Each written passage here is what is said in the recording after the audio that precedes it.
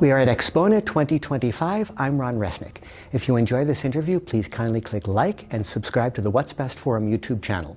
I'm very honored to be joined today by Alon Wolf, founder of Magico. Great to see you. Thank you. Thanks for coming and suggesting an interview. I appreciate that. What is Magico's sonic philosophy? When you install M9s in a client's home, what are you hoping that client to achieve emotionally in communication with music? The philosophy is really not to have a philosophy. No signature sound that the speaker will introduce to the chain. Of course, everybody would claim that that's what they're trying to do, but it's quite a complex path to actually even try to achieve it to some degree. And it requires many, many choices along the way that will eventually, hopefully, produce an apparatus that would be extremely low in distortion, so-called, or i.e. coloration. So that's the philosophy. That's explain everything that we do, the way we construct the enclosure, the way we construct the drivers, the way we construct and measure and design crossover and so on and so forth. When a customer receives a speaker like that, the goal would hopefully would be to get him closer to the actual signal that is trying to pass through the system. It will require that every single step of the way would be up to the task. A speaker like that has, and this is measurable, this is not just an opinion, this is a measurable achievement of our products. A speaker that has so low distortion will expose many of the weakness and strength of a system. So you have to make sure everything lines up in order to be able to achieve the goal that we are hoping that you will achieve, that we are trying to achieve. And that's what we offer, meaning if you're willing to make the effort, you will be rewarded, as opposed to giving you something that is a gate that will always hold back regardless it is of what it is that you're trying to do. Focusing on minimizing the distortion of drivers and a silent cabinet and the objective measurements you discuss on the website, is the implementation of those technical parameters, whatever that sound winds up being, is that the sound you're happy with? Or is there some subjective voicing element that's overlaid on that technical process? Eventually, I have to be happy with what I hear. So, of course, there is subjectivity involved, but the way I've been doing this for many, many years now, the way I tend to go about that, especially since throughout those 40 years we started with absolutely no ability to measure. I started with no ability to measure anything. So it was all kind of a voicing. And then as we got better and better in measurement and design tools, we can now correlate what it is that we're hearing and that we are also measuring. So if we do our work and I bring the system into the room and I listen to it and I hear something that I am not happy with, I like to find out what that thing is. Typically, I mean, less and less lately because we just gotten so much better in our design process and our measurement tools, etc., which you mentioned. It's all online. You can read how we do things. The discrepancy between what it is that is coming out of the speakers and what it is that I'm perceiving is almost negligible. It still happens here and there, and that's just like, okay, why is that happening? I don't tend to ever twist the speaker anymore to address a concern that I have unless I can objectively support that with science. What is the sonic effect of the curved baffle? The reason for curve in a loudspeaker is basically to reduce diffraction. Corners are bad for sound. The reason they're bad for sound is because they deflect some of the sound back towards the driver that produces them. That creates cancellation because what's going back now, it's going back out of phase. It's very measurable, and it also completely messes up with the relationship between the on and the off axis response. And this is what your brain is most sensitive to. So when you have a lot of diffraction, when you have a lot of corners, your brain is sensing where the sound is coming from, because what it's getting off axis versus what is getting on axis is quite different. And it just causes unpleasantry that you cannot always specify, but it's just not the cohesive, transparent sound that we're trying to achieve. So curved baffle, curved everything, because you're going to have diffraction no matter what. If you have a corner, even if it's happening 4 feet from the tweeter, it's going to find its way to come back. Also, any protrusion, so any hardware, anything that has a corner will create these issues. So ideally, it would just be like a spherical being that produces sound without any corners or kind of a defined shape whatsoever. So much of the musical spectrum comes through the mid-range. Have you ever considered a Diapolito array to achieve a greater amount of driver surface area in the mid-range using a mid-range tweeter mid-range array? It doesn't quite work like that. The sound that you are producing, the wavelength, has a certain length. The bigger the driver, the more surface areas you have that produces that particular wavelength at a certain distance that is smaller than the distance between them, they will start canceling each other. Remember that out of phase thing that I talked about? So this is not quite out of phase, but they are introducing themselves to space at a different point in space, and therefore when they start propagating, they're a bit off with one another. So there is a reason tweeters are small, mid-ranges are bigger a little bit, and so on and so forth. It has a lot to do with the dispersion that is due to, caused by or determined by the cancellation that you'll get from these waves. Because remember, we have a diaphragm here. It's producing the same wave all around the surface. So you're getting the same thing here and the same thing here. The bigger the driver, the more offset you're going to have, which means you can have a bigger mid-range, but as you move away from the speaker, you will start losing more and more energy. That's why as you go up, drivers get smaller and smaller. So there is no way/point of making a mid-range driver larger, because you're just canceling its dispersion pattern because of that. And doubling a small driver occasions the phase problem you mentioned. It causes the same thing, because again, you're projecting the sound from two different points, and you're creating, in the Diapolito arrangement, it's very clear, you create a comb factoring effect. You can actually measure that. What you gain with this is you get efficiency, which is a good thing, but there is things that you have to give up instead, which would be imaging, soundstage, so on and so forth. Even Joe Diapolito, which I once talked to about, because if you look at his speakers, most of his speakers that he designed, they're not Diapolito. It was a paper he wrote in schools. He never thought that this is going to be actually something that people are going to use. It looks good because it's symmetrical, which is it's a big plus in terms of visual, because when you build something that big, it would be nice if I can spread it symmetrically, which a lot of people do. But it destroys the illusion of reality because of these issues. And again, your brain is hearing it. It doesn't really work, definitely not for us. What is the thinking and measurements behind your preference for a sealed cabinet rather than a ported cabinet? It's not just measurement. I mean, all things given, in a sealed enclosure, acoustic suspension design, you'll get 12 dB roll-off versus 24 with a ported one. So all things equal, at 20 hertz, you'll have 12 dB more output from a sealed enclosure. The benefit of ported one is the added efficiency that you get across the driver that has the port and closer to the port resonance. That's a cool thing. I mean, this creates kind of a sense of more bass, etc. But it's not lower bass; it's just more bass, which is basically, if you think about it, it's you're introducing an EQ to the system, which you can never take out. In some cuts, it's wonderful, but when you hear soprano, you don't want that. This is just the first line of detraction. Port creates all sorts of havocs, including, which is probably the worst offender, is group delay, which is basically it's delaying the frequencies from one another, which creates smearing. And that smearing goes all the way up to your mid-range.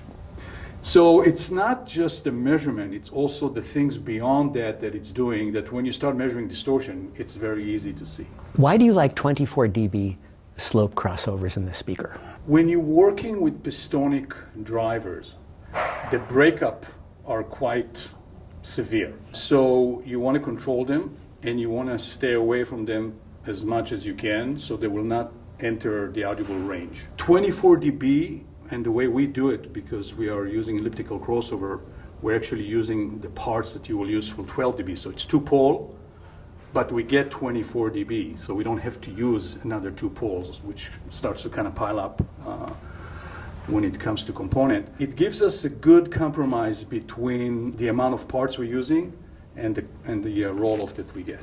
I know the M9 facilitates biamplification. Since the speaker is, I think, 94 dB sensitive, what is the thinking behind allowing customers to choose an amplifier of one kind for the top and one kind for the bottom? No, not at all. Actually, we rather them not do that. We rather you use the same amplifier for the top of the bottom. The reason we have two-way active setup here, basically, two-way meaning three-way passive that is run by one amplifier and going through an active crossover, analog crossover, that is running the bass. When you have the bass that hopefully you'll get to hear soon, these are 15-inch driver with huge neodymium magnets and a very powerful motor system. It's almost a crime to put passive component in front of it.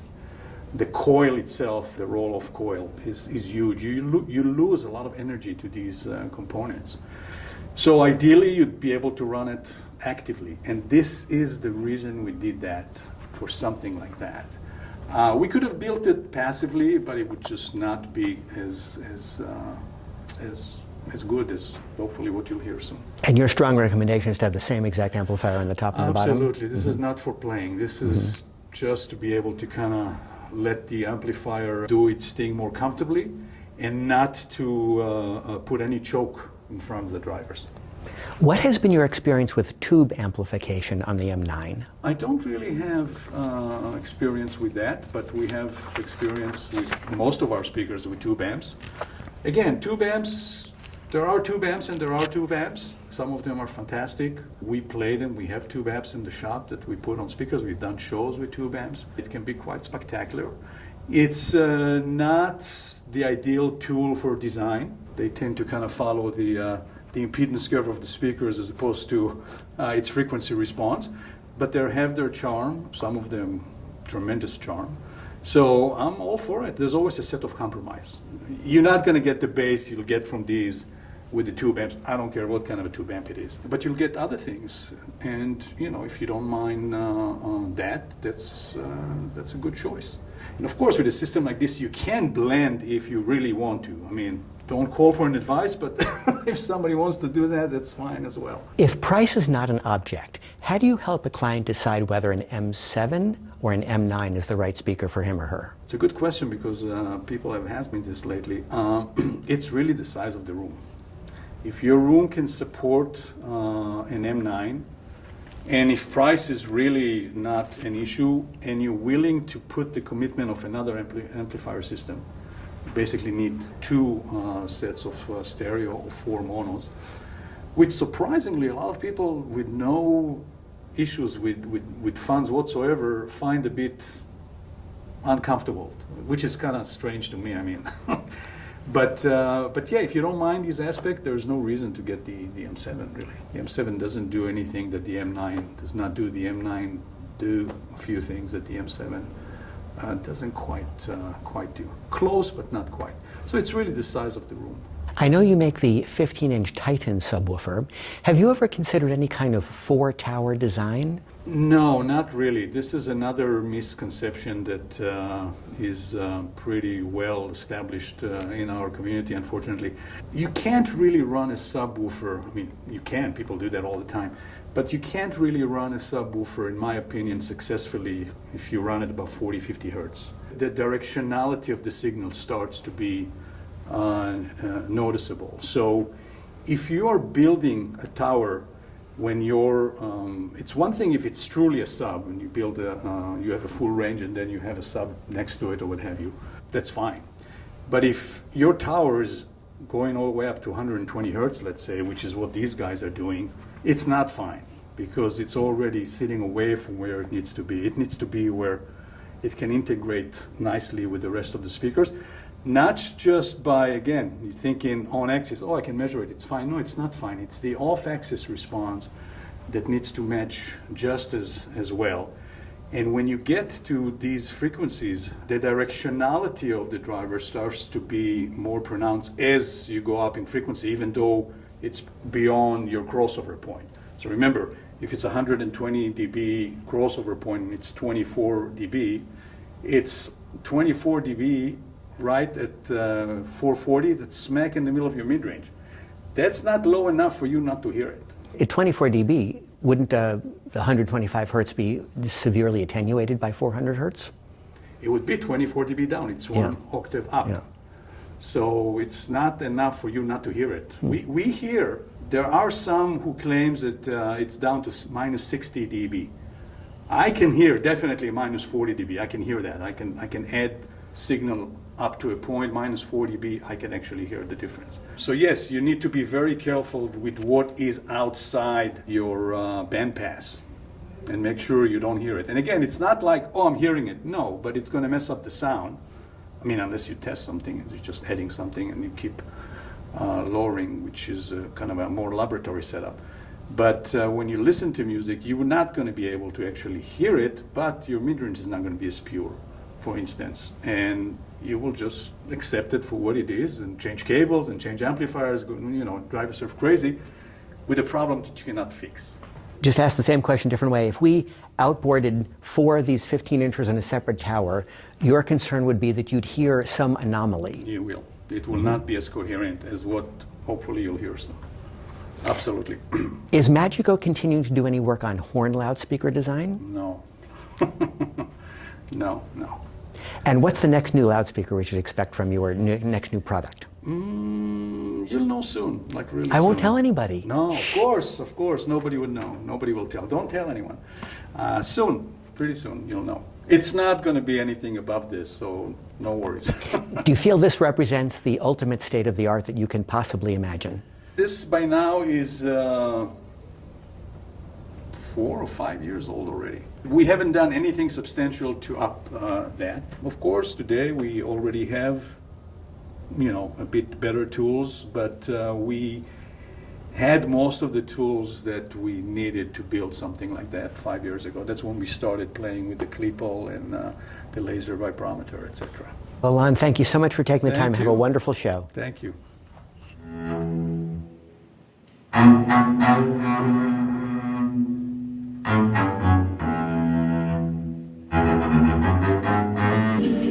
Losing sight, I'll hold your pain, your bite. I've no time for sin.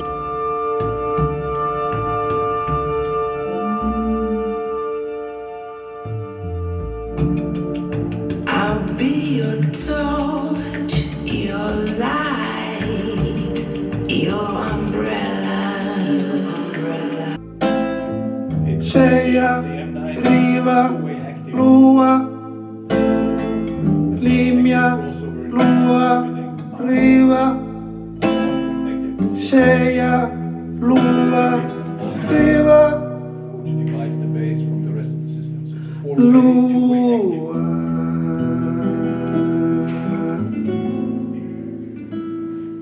Fica comigo.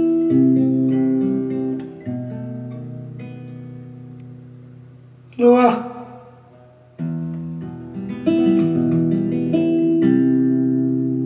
Fica com minha mangocinha.